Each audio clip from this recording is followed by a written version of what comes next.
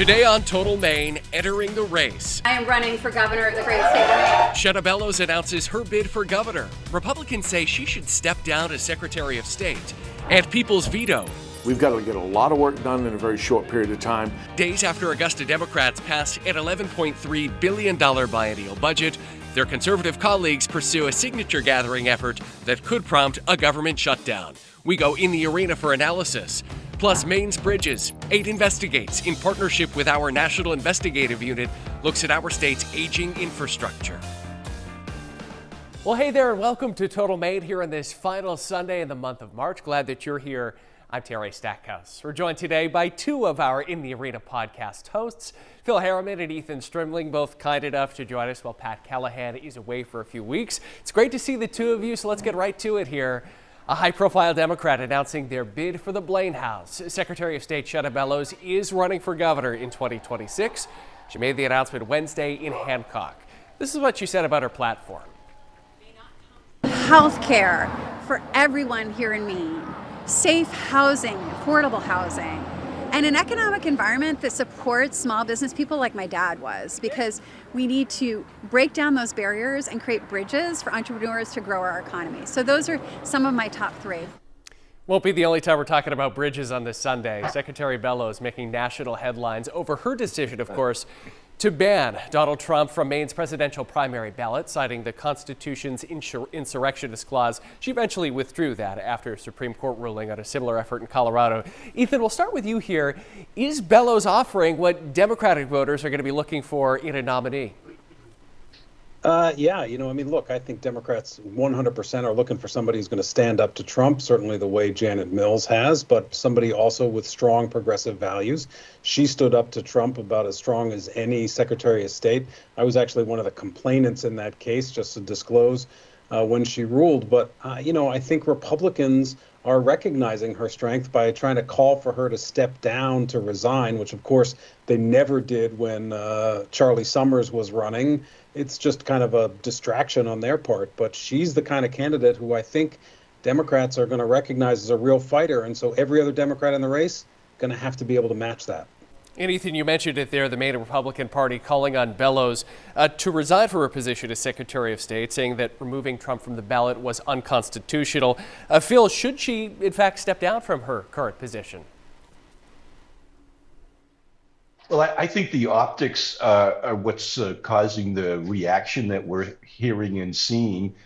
Technically, legally, does she need to step down? No. And if she did, it would just send a signal that, hey, I'm going to step out of this role of being the chief election official in the state of Maine to make sure that there's no appearance of any conflict. But no, she shouldn't have to step down.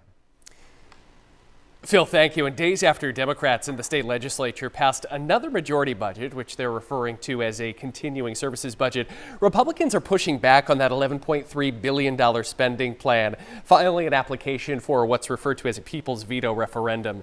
They would need to gather more than 67,000 signatures by mid-June to do that, which, if validated, could prompt a government shutdown. This is what Republicans said. The people are crying for the Republicans to stand up. This was an effort by legislators who thought this would be a path forward, and we'll be exploring how that path goes forward from here.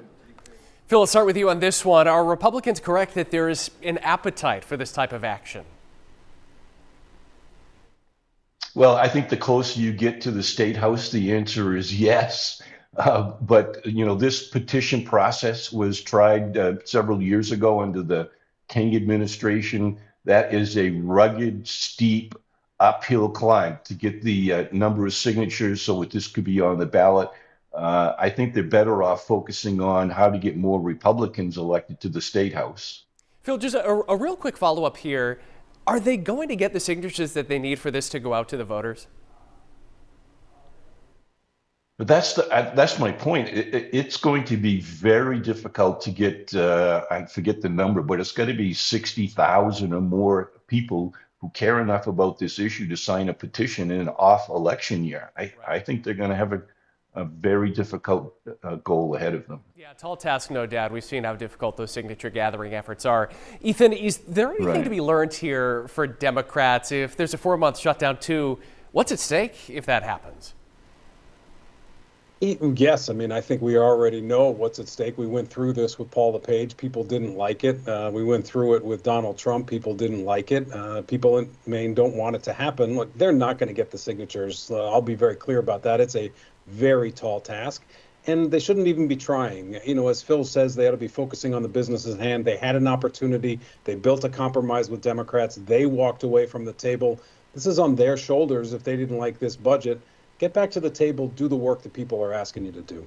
And moving on to our next topic here for the two of you, Senator Susan Collins pushing back now against White House plans to cut almost $3 billion in federal spending. She wrote a letter along with the Senate Appropriations Committee vice chair to President Trump's budget director saying, "We are concerned," her words, with the executive branch's move to go around Congress.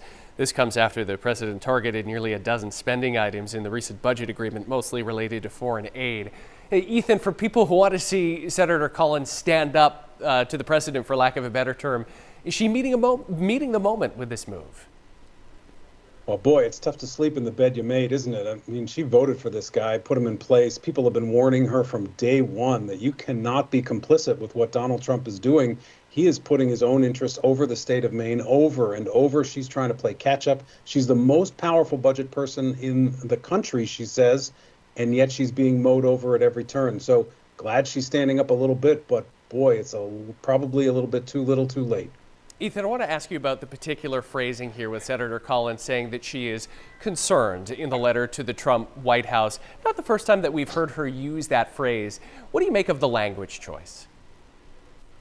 It's her usual language where she just kind of uses very soft words and doesn't actually put any action behind it. I'd like to see a little more action. Phil, let's move over to you here. How do you think that this impacts the relationship between the White House and Senator Collins? She's been sort of an intermediary, particularly on funding issues critical to Maine. Well, as you can recall in the last election, she did not endorse Trump. I don't think she went to the Republican convention. So they already had a chilly relationship to begin with. But as Ethan has pointed out, she is chair of one of the most powerful committees in Congress. She's using that position to push back on these appropriations that are being cut. And it's refreshing to me to see Congress finally doing their job rather than cutting backroom deals behind closed doors. Ethan, real quick here, or Phil rather, how do you think that this gets resolved? Does this go to the courts? Is Senator Collins able to negotiate a resolution here? Well, I think what we're seeing finally is the House and Senate realize that they have to be engaged or they're going to get steamrolled by the executive branch. And I'm hoping they hold hearings, take votes, bang the gavels, send bills to the president's desk for his signature. All right. Phil Harriman and Ethan Strimling, the hosts of the In the Arena podcast, thank you so much for sharing your insight on this Sunday. One of these days, we'll get you all back under one roof. It's good to see the two of you together. We'll look forward to Pat's return as well. Good to see you. So the In the Arena podcast is on a little bit of a hiatus just for a few weeks while Pat is out, but you can enjoy their archives right now at our website, WMTW.com. You can watch it on YouTube or listen as you travel wherever you get your podcasts.